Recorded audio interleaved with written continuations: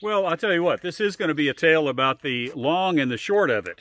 And I'm talking about the short shotgun shells. These are from Federal. And we're going to talk about how they perform with a rifle choke tube. So stay tuned and we'll talk about that.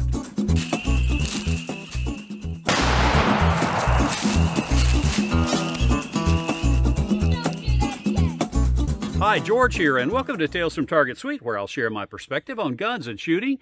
And we'll spend some time at the range, and every now and then we'll reconvene out in my shop back in Houston or here at the farm in Louisiana, where I'll have built some fun projects, and we'll share an adventure or two that'll make even a grown man smile. And yes, in today's video, we're going to talk about the performance of the Shorty slugs in a rifled choke tube. Hi, George here, and welcome to Tales from Target Suite, where I'll share my perspective on guns and shooting, and we'll spend some time at the range. And every now and then we'll reconvene out in my shop back in Houston or here at the farm in Louisiana, where I'll build some fun projects, and we'll share an adventure or two that'll make even a grown man smile. And in today's video, we're going to take a look at the Federal mini shell and see how they performed through a rifled choke tube. Now, I've got my son's Gen 1 Beretta 1301 Tactical.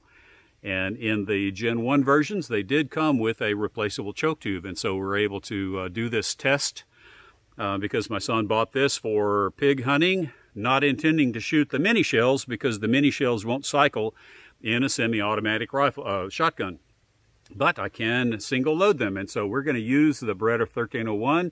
We're going to shoot 2 groups of 3 with the original improved cylinder smooth choke tube, and then we're also going to shoot 2 groups with the, and I just happen to have it in my pocket, using the Carlson rifled choke. We will be able to tell if there is a significant change in accuracy with the Carlson rifled choke.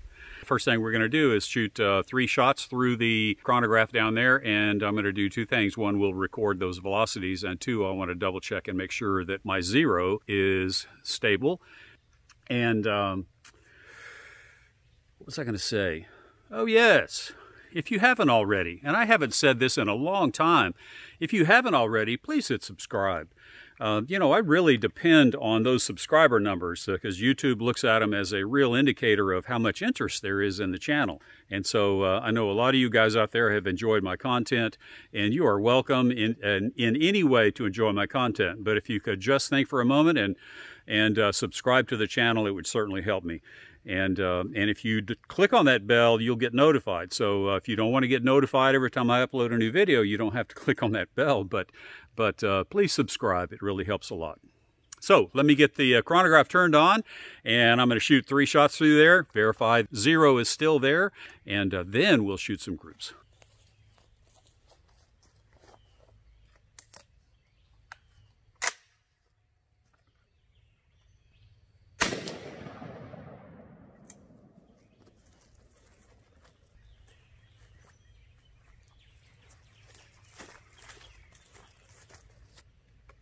But that velocity was 1071.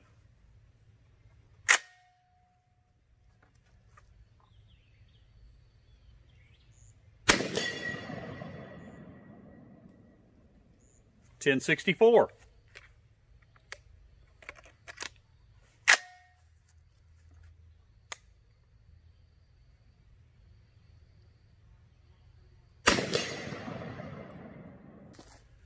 And 1083. Okay, for you guys that may not know anything about the short shotgun shells, here's a couple of them right here stacked together. That's what I've been shooting. And here is these are both from Federal, and here is the Federal 2 3/4 inch shell. Both of them, all 3 of these are Foster slugs. You shoot the same projectile, but you can tell how much shorter the Shorty mini shells are from Federal versus their 2 3/4 inch. But anyway, that'll give you an idea of what we're talking about today. These are actually a joy to shoot. You get much less recoil. They pack a pretty good punch. So anyway, let's shoot our first group. We're going to shoot on the left-hand side of the target right there, the two left-hand targets. We'll shoot 2 groups of 3 and see if we can get some decent groups. Now, these are going to be with the smooth choke tube, the original choke tube that came with the Beretta 1301. It's an improved cylinder choke tube. Then we'll change out the choke tube to the Carlson's rifle choke.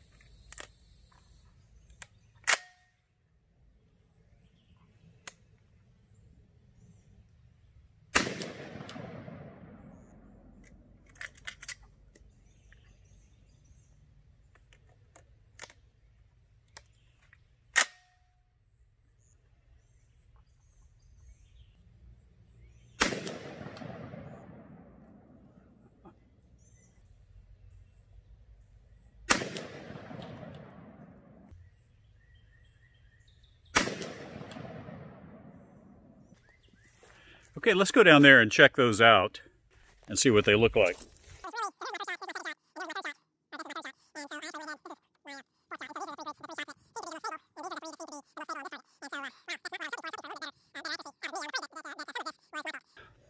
I hope not, but now let's get the other choke tube set up and we'll shoot a couple of groups here and see if they improve. So let me shoot 6 more rounds on the right 2 targets.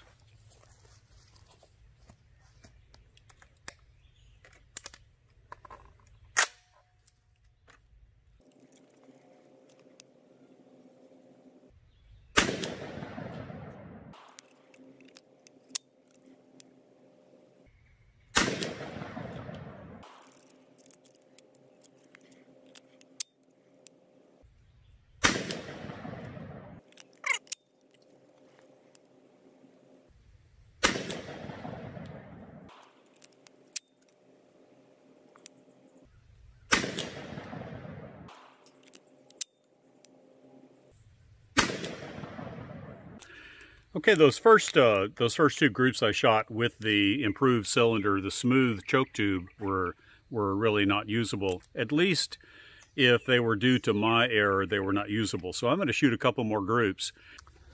Okay, I'm going to jump in here, guys, because no matter what we did, we just couldn't get any consistent accuracy or group placement, no matter whether we were using the Carlson's rifle choke or the improved cylinder choke that came with the Beretta 1301. Now, this is really significant. In the lead up to making the video, I had noticed really a lot of lead was building up inside this barrel, and I cleaned it all out on Friday, and then in preparation for shooting the actual video content on Saturday. And after shooting an additional 30 rounds or so, the barrel was once again leaded up pretty bad. And my son came to see me on Sunday evening, and we got up this morning. This is Monday, and I was cleaning the lead out of his shotgun, and we're drinking coffee, and he looked over and he said, "Dad, is that a bulge on the bottom of my barrel?"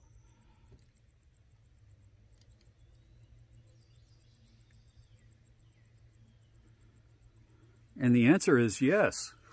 And so, wow. Okay, well, that's not good, obviously. Long story short, we've made contacts.